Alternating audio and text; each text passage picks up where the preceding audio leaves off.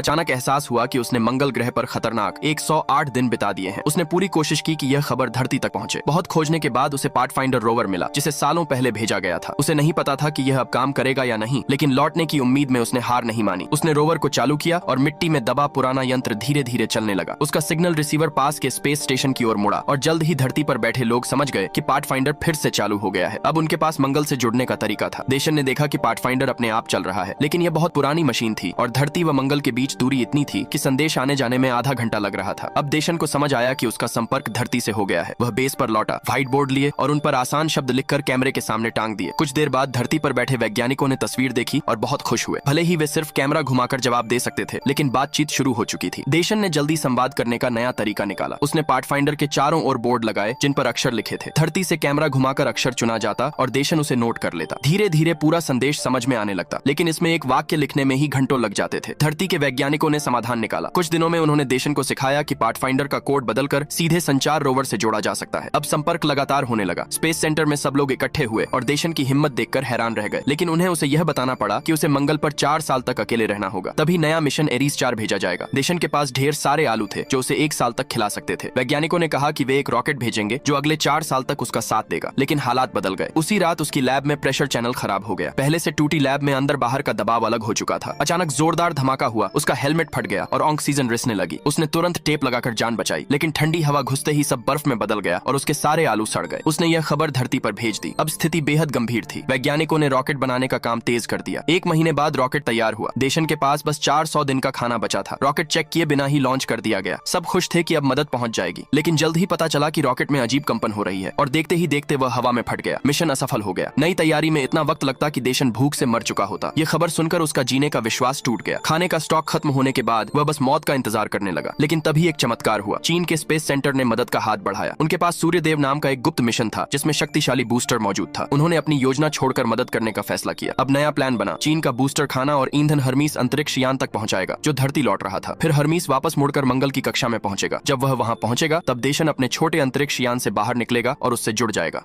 एक आदमी को अचानक एहसास